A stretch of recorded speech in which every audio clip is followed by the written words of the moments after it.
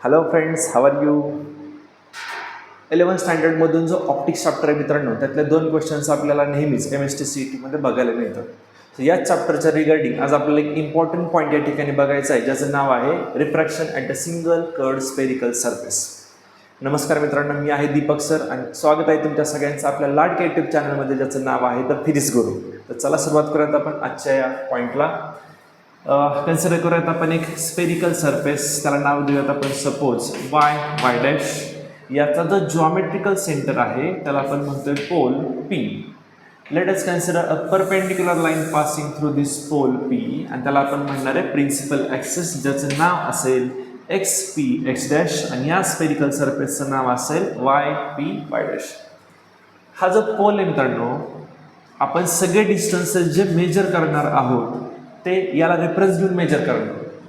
Those distances which are measured on the LHS left hand side of the pole are considered to be negative according to the sign conventions, Cartesian sign conventions. Okay, आणि जे distances आपण याच्या RHS ला major करणार आहोत ते सगळे आहेत आपले positive. Okay, late us consider an object O which will emits suppose two paraxial rays. First ray will traverse along OP x dash, and second ray will hit this spherical surface at point suppose A. त्याच A मधून जाणारी आपण एक normal consider करूयात which will intersect this principal axis at point suppose C.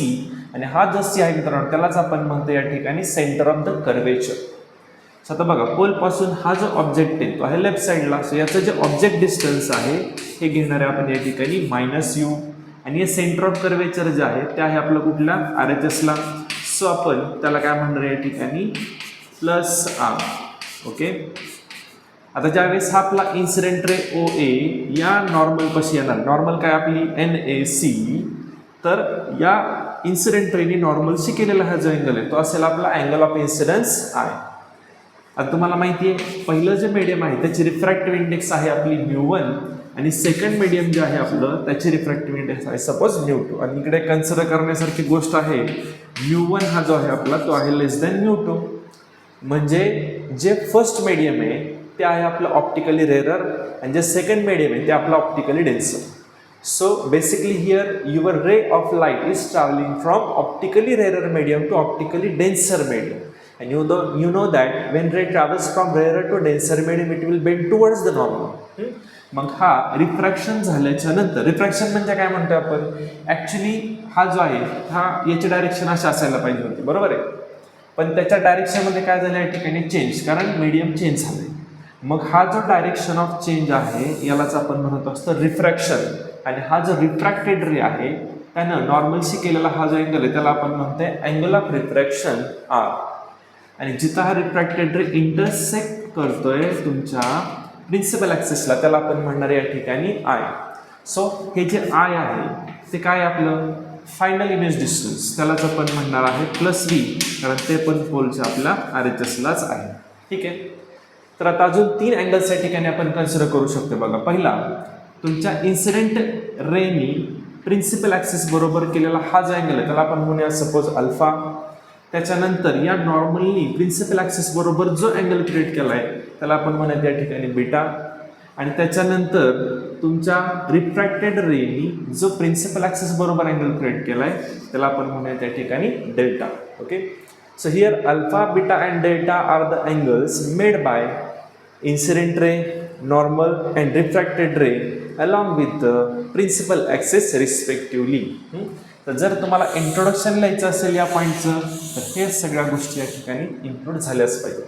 सुरुवातीलाच मित्रांनो या चॅप्टरमध्ये आपण स्नेल्स लॉ पाहिला. जर तुमचा रे फर्स्ट मीडियममधून सेकंड मीडियममध्ये जात असेल तर तुम्ही स्नेल्स लॉ कसा लिहिता, μ2/μ1 is equal to sine of angle of incidence upon sine of angle of refraction, या पद्धतीने. आता जसं की आपण बघितलं I आणि R हे अँगल्स खूप स्मॉल असतात. ज्यावेळेस अँगल्स स्मॉल असतात त्यावेळेस साइन थीटाला आपण अप्रॉक्सिमेटली इक्वल टू थीटा असं कन्सिडर करू शकतो. म्हणजे आपण हा जो साइन I आहे त्याच्याऐवजी काय टाकू शकतो इकडे फक्त I. सिमिलरली जो साइन R आहे त्याच्याऐवजी आपण काय टाकू शकतो या ठिकाणी तर स्मॉल r.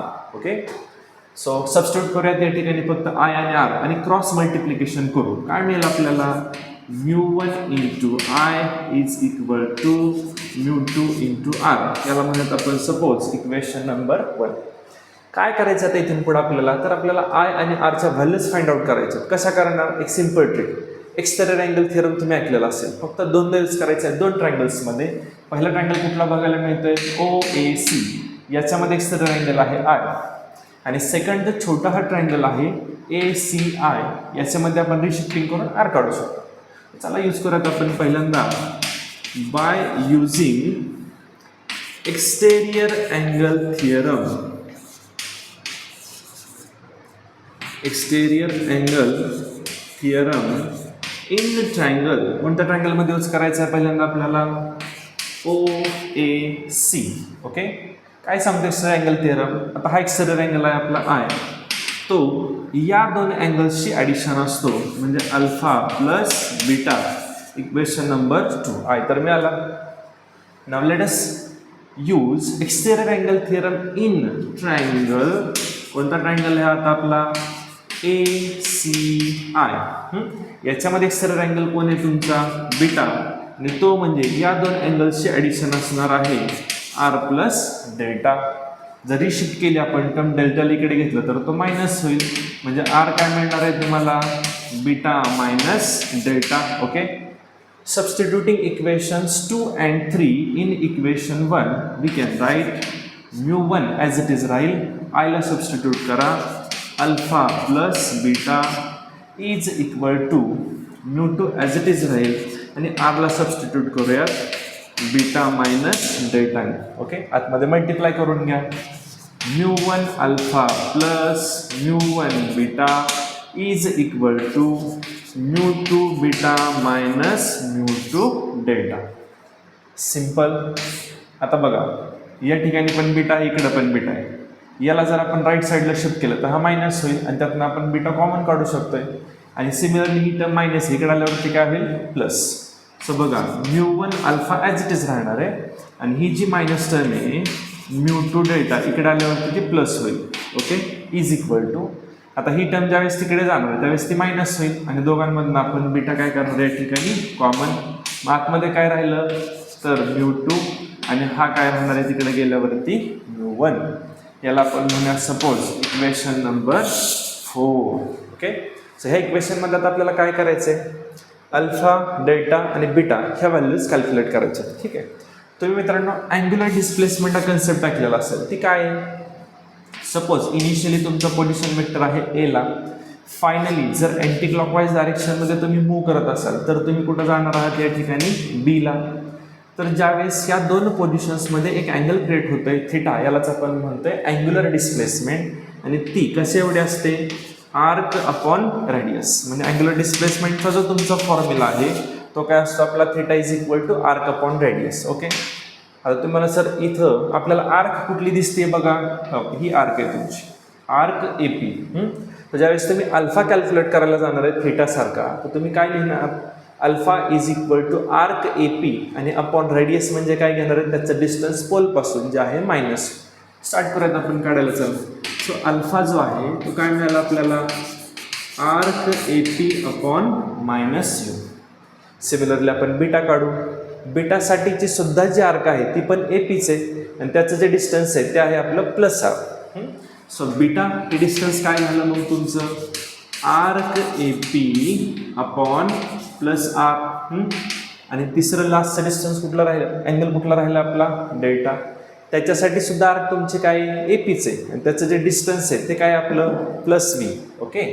सो डेल्टा म्हणजे काय मिळणार आहे आपल्याला? Arc AP upon plus V.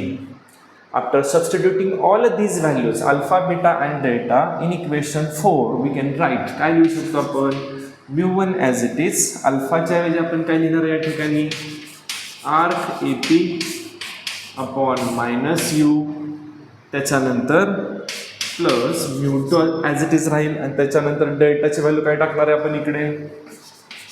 Arc AP upon plus V is equal to RHSला कोण दिसतं आता इथं? μ2 मायनस μ1 आणि बीटाची व्हॅल्यू काय सबस्टिट्यूट करणार आहे आपण? Arc AP upon plus R. Okay, so बघा आता दोन्ही साईडमधून आपण आर्क ए पी हा कॉमन काढू शकतो आणि इकडून कॅन्सल करू शकतो. सो खाली काय राहणार आहे मग, μ1 अपॉन मायनस यू इथं प्लस μ2 अपॉन व्ही RHSला μ2 मायनस μ1 अपॉन आर. ठीक आहे, तर आता थोडंसं रिशिफ्ट करूयात आपण, याला इकडे घेऊयात. μ2 minus V minus μ1 upon U is equal to μ2 minus μ1 upon R. हाच आहे आपला formula refraction at a single curved सरफेससाठी. थोडंसं सिम्बॉल्सचे मिनिंग समजून घेऊयात. Okay, μ2 is the refractive index of second medium. V म्हणजे काय तुमचं image distance. μ1 is the refractive index of the first medium. U is object distance. हां, आणि जो खाली आर आहे तो म्हणजे काय आपल्या ठिकाणी रेडियस ऑफ कर्वेचर. अपेक्षा आहे मित्रांनो तुम्हाला समजलेला असेल हा पॉईंट. जर असेच नवीन नवीन व्हिडिओज पाहिजे असतील तर आपल्या चॅनलला लाईक, शेअर आणि सबस्क्राईब करायला विसरू नका. थँक्यू.